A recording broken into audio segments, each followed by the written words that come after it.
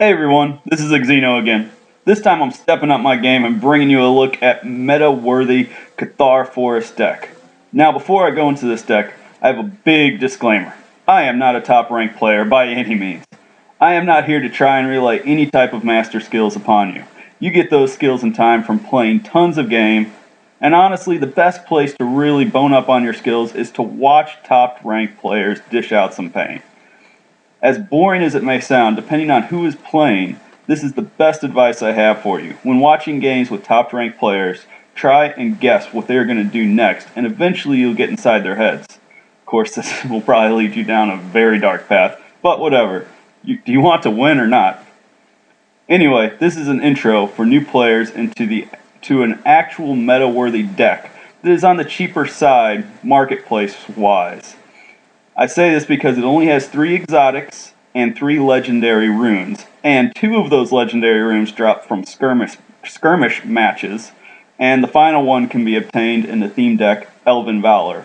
Of course, this is a 30,000 gold deck to buy, but if you are serious about being a Cathar Forest player, this is an excellent deck to really get you started. I need to give a huge shout out to Chris0024 to introducing me to this deck and then explaining how to use it. We all need our hands held in the beginning when learning to walk this deadly road of Pox, and he's helped me out a lot so far. Now, on to this deck. This deck is comprised of 15 champs, 8 spells, 4 relics, and 3 equips. Oh, on a side note, once you pick a faction to focus on, which is highly recommended in the beginning, buy the faction's avatar ASAP. Not only are they only 5k gold, but they also come with the faction's war banner. This is a huge boost. Now let's get to the champs. Ancestral Avenger. The whole deck is centered around 2 things. This guy and 1-rounding enemy champs. By the way, he is overdue for a nerf, so until this comes into fruition, this deck will be quite viable. Depending on the level of nerf, honestly, it's probably going to be pretty serious, so it will change the deck around a lot. But hopefully it's not too serious to make this guy unplayable. Anyway, this guy is not only a tank, but he is a massive killing machine. His base damage is 17, he has 7 speed, 2 defense, and 71 hit points. On top of that, he has Ghost. Ghost makes you... Shut up, dogs! Sorry about that. Ghost makes your champs immune to all damage except magic. However, when in Ghost form, he cannot attack. That is why he has Corporal form. Here's Ghost, which makes him incorporeal. Here's Corporal form. This costs 2 AP, but removes Ghost. So, once Ghost is removed, he is able to attack. However, when he is not in Ghost form, he can take damage from any source. But once he takes any type of damage, he turns back into a Ghost. The annoying part, though, is this includes damage shields, traps, and any other random source of damage. So, if he attacks a unit with damage shield, he becomes a Ghost on your turn, which is kind of annoying, but it's a really small negative for Ghost. Also, you can only use Corporal form once per turn, so if you've already used it and he becomes a Ghost during your turn, he's stuck in that form. This also means he will take 5 damage at the end of your turn. Since in Ghost form he can only take magic damage, and he already has a massive hit points, they put Vulnerability Magical on him. This does 40% extra damage from magic sources, but there is a trick around this. In this deck, there are 2 versions of the spell Protection.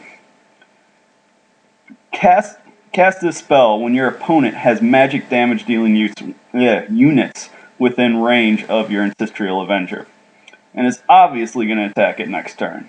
This spell provides the ability Eater for the very next type of damage to hit this unit. Now, you have to use this spell with great caution. For one, it's 45 Nora. That's a ton to throw down just for a spell that's going to give your champ Eater. However, and if he is in his if your Ancestral Avenger is in his corporal form, remember, he can take damage from any source. And of course, any opponent who's facing this guy and knows him is going to attack him with some other damage type first. So unless he is in an incorporeal form or there's only magic dealing units around him, I'd be very wary of casting this spell. But it does heal him immediately for whatever damage is done, because the Eater, the Eater ability comes into play before the damage is taken into account. So if they hit him for 12 damage, he just got 12, or is it 6? I forget on the Eater ability. Anyway, he'll heal for a certain amount of points. Once again, I am not a top-ranked player. I don't know all the ins and outs. I'm just trying to give you the general tips. Anyway, so when he's in his ghost form, or there's only magic dealing units, it basically makes this guy invincible if he gets Eater magic. This combo is just a little over the top, and it's probably going to make your opponent rage quick. But hey, you just won the match really quick. Anyway, back to Ancestral Avenger. He also has Phase Cleansing, right here. So every time he goes, basically every time he becomes a ghost, he's cleansed. This guy just has so much going on. This unit also, let me see, I don't know where I want to go next with him. He has Ren 3, so with your upgrades, you definitely are going to want to choose Ren 3, because this guy, you want him front lines, taking the heat, and also dishing out the maximum damage. Ren 3 is going to help you dish out the maximum damage. His other loyalty set, or his other upgrade set, you have loyalty as an option. Mobility for 2 extra Nora is a joke, and domain vegetation for 2 extra Nora is a joke. Really, the joke is loyalty being the cheapest, but I hear that's going to get nerfed too at some point. But for right now, with loyalty, this deck being full Cathar Forest, he gets 3 extra damage, 1 extra defense, 5 extra hit points. Awesome, awesome unit. Oh, finally, he has Titan. I'm not going to go into everything with Titan. There we go.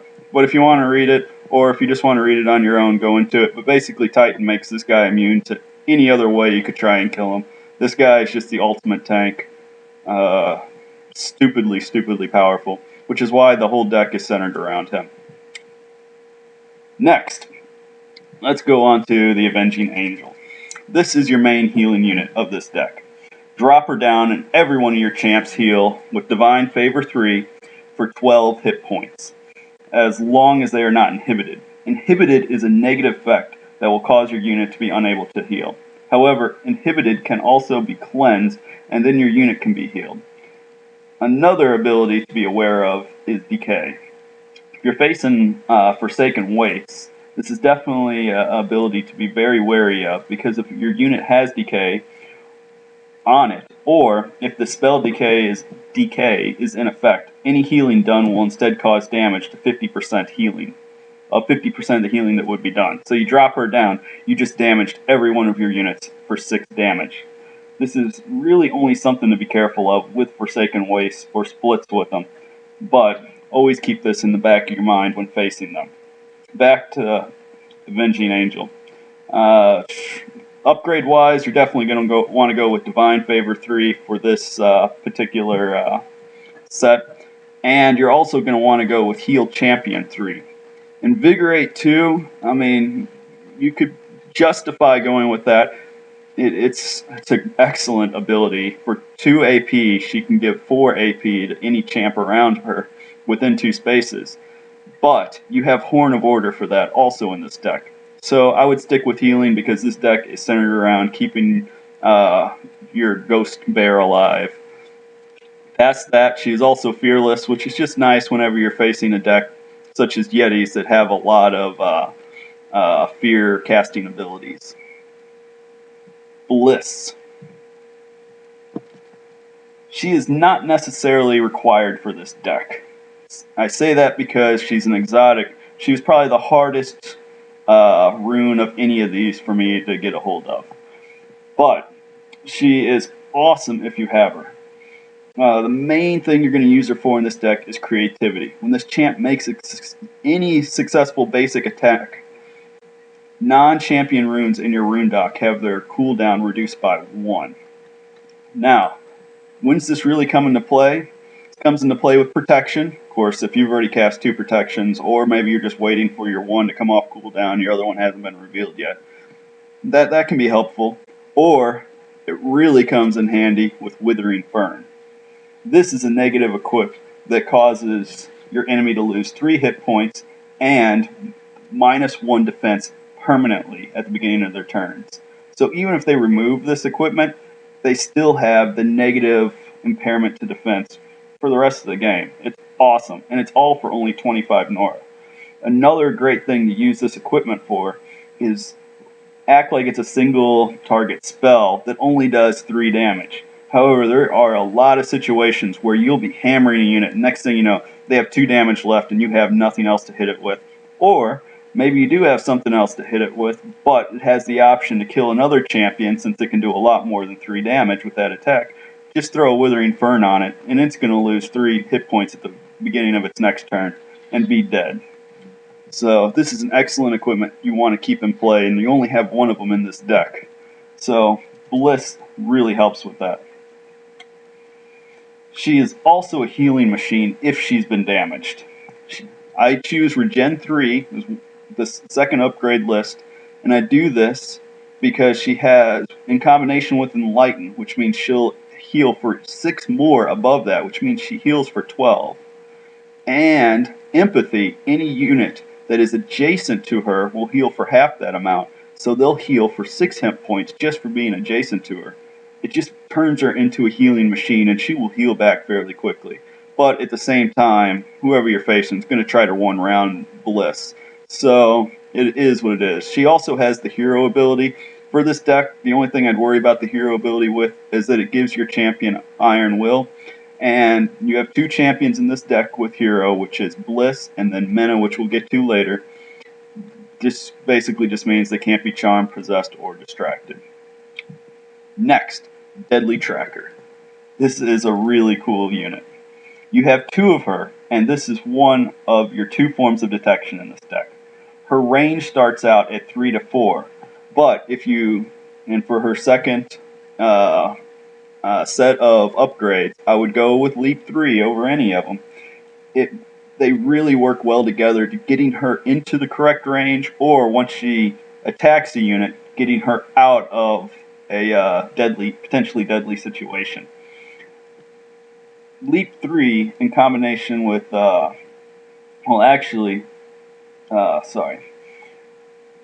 Leap and Teleport. Let me just get into what Leap really does here. Leap and Teleport work very similar to each other. Leap's just kind of like the poor man's version of Teleport. With Leap 3, she's able to move up to 4 spaces for only 3 AP, so using this ability when moving 4 or more spaces will help her save on AP. Always use this ability when moving. As for her range, she has Logistics range, and this is one of those abilities that's super situational, but it really provides a lot of balance to this game. Once 3 more elf champions have been deployed, and almost all your champions in this deck are elf, she gains 2 more max range permanently. So she can have up to 3 to 6 range. But this is super situational.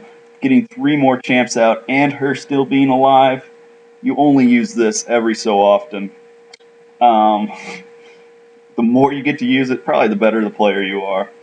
Past that, for her first ability set, she has combo attack Ren or Deep Wounds. I would always choose Deep Wounds, because if she can at least get in a second attack, that will provide 50% more damage, and 10 damage, that means she's going to hit him for 15 at the second. Deep Wound stacks up to 2 times, which means it can do an additional 100% damage, which means by the third attack, she's doing 20 damage to that particular unit. Well, of course, one unit probably isn't going to hit or get hit 3 times by her, except you have 2 of her in this deck. So once you deploy one, I would get the other one out pretty quick. In combination, they make a deadly team.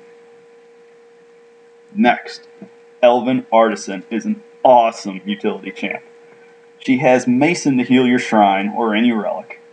She has Shatter or Recycle on her second ability upgrade, or her second upgrade choice of upgrades.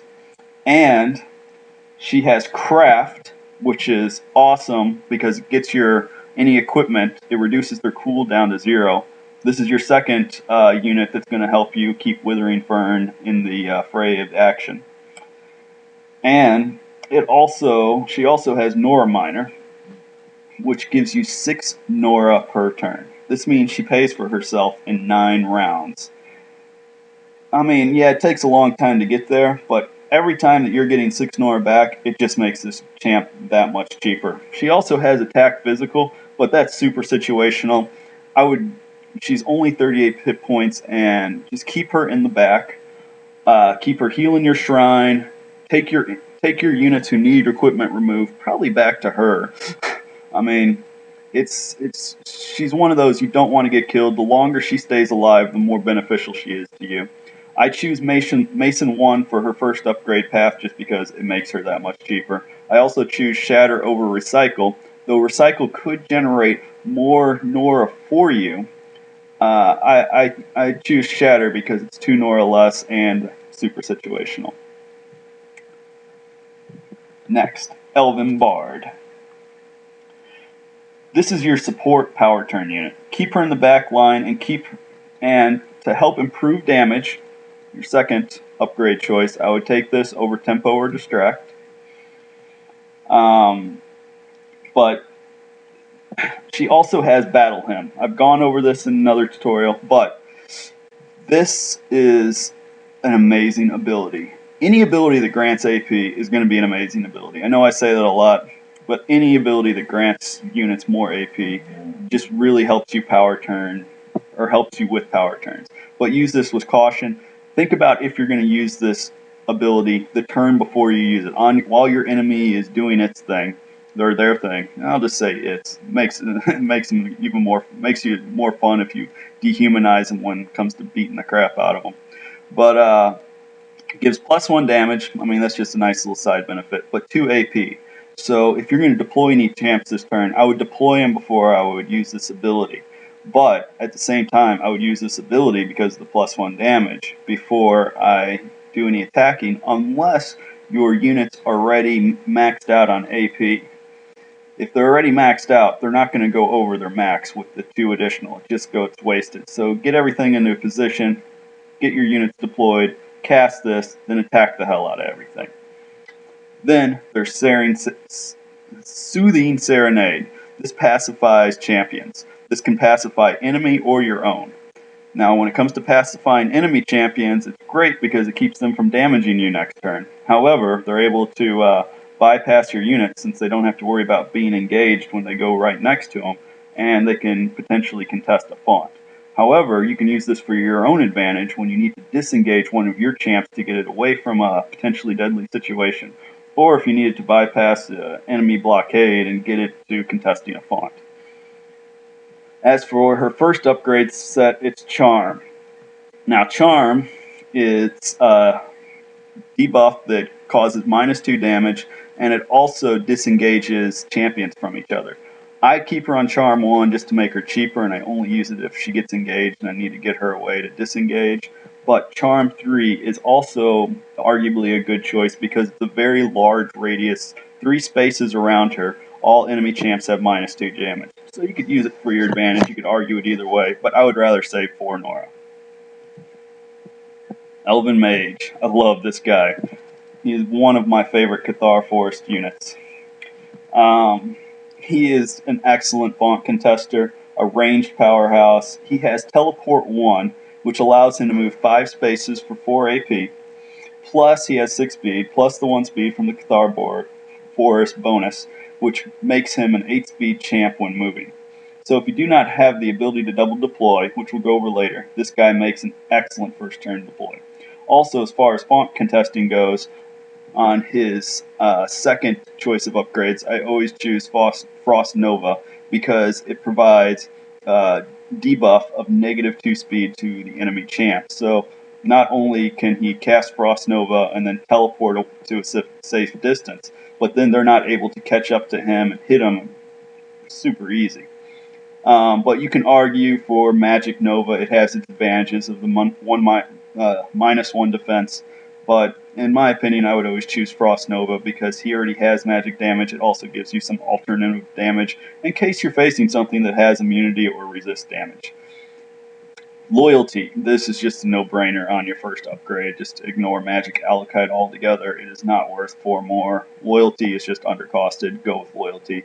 He also has Iron Will, so when he's contesting a font, a lot of things to get rid of him or prevent him from attacking whatever he's contest or fighting with for the font. He can't be charmed, possessed, or distracted. This keeps him teleporting and keeps him with the ability to attack the enemy champ. I mean, I love this guy. Elven Strategist. This guy brings a lot to the table. Use him to bring your enemies to you with Relocate Foe. This is an excellent way to drop an enemy into your range and just have your massive units one-turn them. Remember, this deck is focused on one-turning enemy champs, and, of course, your Ghost Bear just annoying the hell out of your opponent. Also, with Surge Enemy, this guy can be quite powerful, especially when facing decks that are based around massive amounts of champs, like Spider decks. Otherwise, I just go for his upgrades, I go with Battlemaster for 3 because it only costs 2 more Nora, and it goes from 2 spaces where your champions get +2 damage, +1 defense, to 4 spaces, +2 damage, +1 defense. Totally worth 2 Nora. And then I go with Teleport just because I find mobility to be way more important than necessarily relocating ally. It does have its place. You could argue its benefit, but I would choose Teleport 1 over that. Just my preference. Falconer. I've been waiting for this guy because this is the guy I wanted to go over double deploy champs with. He is insanely cheap, and he is the reason for he is just like the epitome of an awesome double deploy. If you somehow land 2 of this guy, your first turn, you just threw out a whole lot of power real quick. 57 Nora, this guy is super cheap. He's also your other form of detection in this. So you have 2 of him and 2 of the Deadly Tracker. So you have 4 places for detection in this deck. So you don't have a lot to worry about stealth champs. I say this because his second set of upgrades, you can choose Detection 1 or Detection 3. I have him on Detection 2 because I'm too lazy to use a token on him. I'm just waiting for him to get to level 3, and I'm going to knock him down to Detection 1 because it's not like this deck is hurting on Detection, and I'd rather have him at 55 Nora than 57 Nora. And this is where the key comes in for double deploying champs. You can deploy him at 57 Nora with a champ, what would that be, like 68? Yeah, you could deploy him with a champ up to 68 Nora.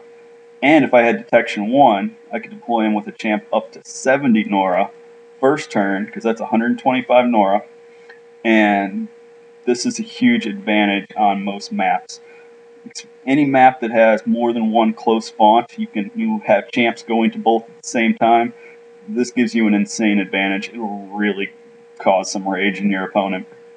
Past that, his first set of upgrades, I would go with Domain Vegetation over either of the other 2. You start off with your fonts, you're going to have vegetation there. He has Hawk Attack, which he can attack for up to 6 spaces away, plus 4 damage, plus they're eviscerated, plus with Domain Vegetation, which gives him plus 2 more damage. I mean, this guy can really do some insane damage at a long range. Of course, you can only use this once with a cooldown of 2, so every other turn. But really makes for just a nice distance attack. Besides that, get this guy out into the fray. He doesn't have any defense and only 43 hit points, so he can die fairly easy. But that's why he's 57 Nora. Still, 57 Nora, he's super efficient. Finally, on to Mena, the last of the champs. Ignore mine being blue. This is just the one I use because I like his look, and honestly, I don't have the exotic form of him. They all work the same. This guy is the other hero like Bliss. He also has Shield and Immunity Magical on base. Immunity Magical is just nice and flavorful. Shielded This guy can't be the target of opposing spells. He's 104 Nora. You want him to be shielded. You don't want your enemy one-rounding this guy. He also has 4 to 7 range, 7 speed, 13 damage. This guy is meant to just sit in the back of your units and just destroy. He's like your artillery weapon. He's 104 Nora artillery weapon. That in combination with Covenant, this is a particular equipment designed specifically for him. Costs 35 Nora, but if you equip it specifically to Mena, I call him Mena because I don't know how to pronounce his full name, you get 25 Nora refund, which means it only costs 10 more Nora, which brings him up to 114 for the build I have him at. And he has plus 1 range, plus 10 hit points, plus Blessed. Blessed, any turn that he would take damage, or any unit with Blessed would take damage the turn before, they're healed for 5 hit points at the beginning of that turn. With 10 additional hit points and 1 more range, this brings his maximum range, where is he, up to 8. And it brings him up to 54 hit points. Plus, if you have your banner out, that's an additional 5, so 59 hit points. This guy just becomes a ranged artillery tank. I mean, he is truly a devastating hero. But he is 104 Nora for this build. Now, we can change that around some. I have Mass Heal 3 on him. But you can argue for Magic Nova 1. Brings him down to 96 Nora, way more affordable. And you already have your Angels for healing. So either way you like him, I prefer him with the Mass Heal. But at the same time, I've actually been playing around with him more and more with Magic Nova. And I'll probably end up switching him to that long term. For his first ability set, always take Grant Magic Aura. Just remember to use it. This is an awesome, awesome, awesome ability because it does 6 magic damage, which ignores defense, to all enemies around whatever unit you have in the fray. So it's something that, once again, this deck is built around one-turning enemy champs. So if you cast Magic Aura on a champ that has 6 or less hit points left, or on one of your champs next to an enemy champ that has 6 or less hit points, it's going to kill him beginning of the opponent's turn. It's just another little tip. Just don't forget to use it. Finally, on to spells. We're going to run through these real quick because this is taking much longer than I expected. Brambles, 35 Nora, 8 physical damage, and Ensnare 2 over the affected area. Nice for keeping units in place that you can't if you can't kill them all in one turn. Hold up. I'm jumping into spells too quick. Do not, I repeat, do not cast any spells unless you're going to kill something or something is going to die by, effect caused by the spell or in some way besides protection. That's just about making your massive tank an even more massive tank. But use these spells to really kill something. So Brambles does 8 damage. If that 8 damage isn't going to cause something to die, I would not cast this spell. But if something in the radius dies, hey, you just killed it and you just ensnared anything else that's in that zone. Let's just go on with all these damage spells. Nature's Wrath, 10 magic damage and half defense. This is an excellent spell to cast right before you rush a group of enemies. So if you know you're going to be able to at least kill one enemy in the group, this will really help you weaken all the enemies in the group and potentially kill more than one.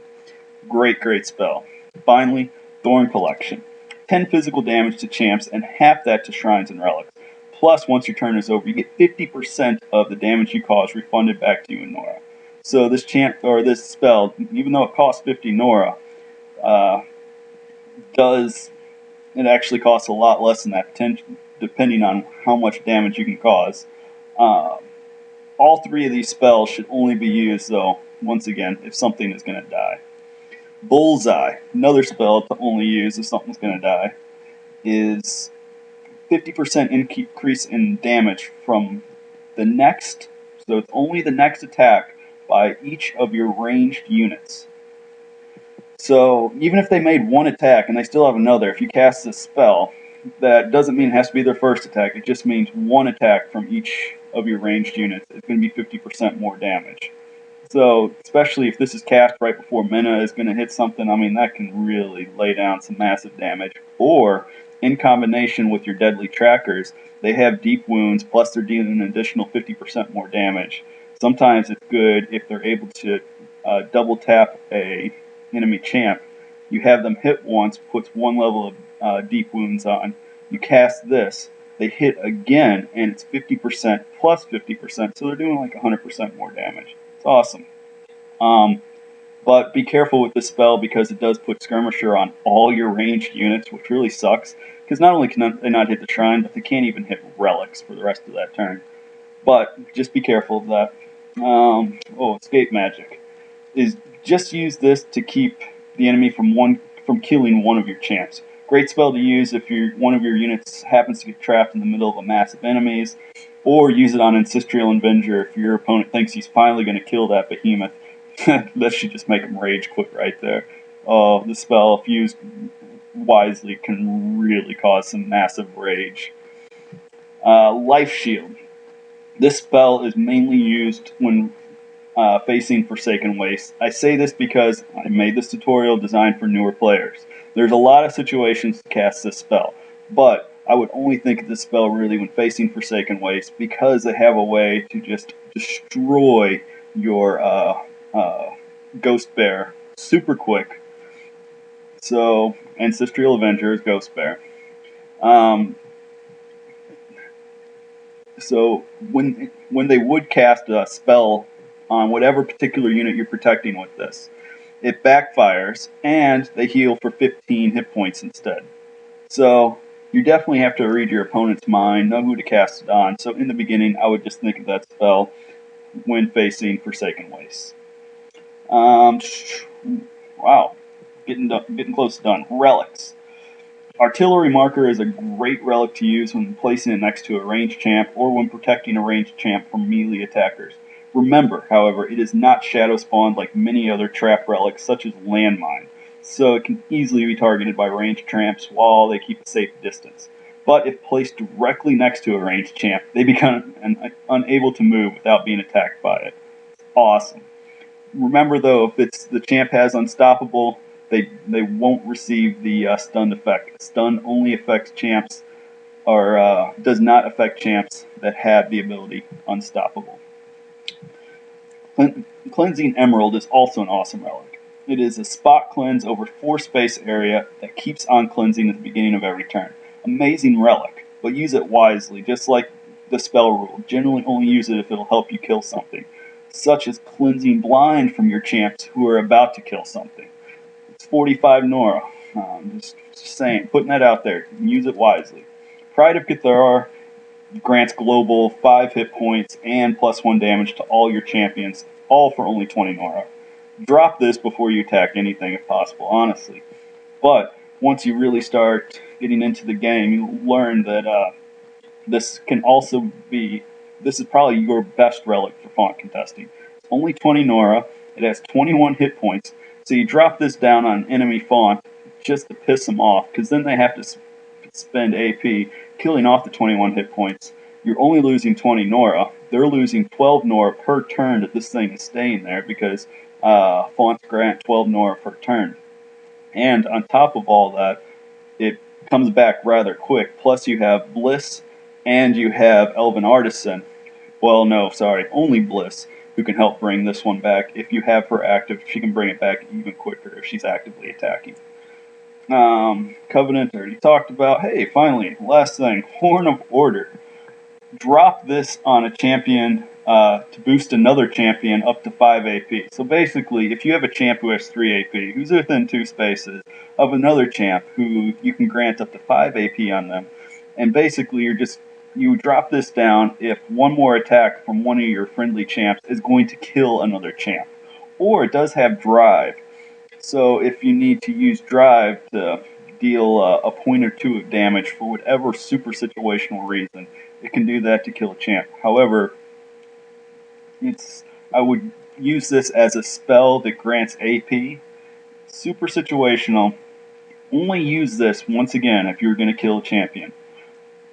Whoever you equip this with just became the #1 target of your opponent. Also something to remember. So you might want to use this and then have them run away. But they just use 3 AP, boosting one of your champs. So, very situational, but can definitely come in handy.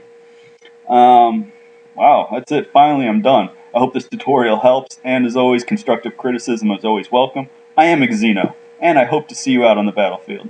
Or, wait, actually, no, I don't, because I hate facing Cathar mirror matches. But I hope this grows in your ability as a player. Good luck.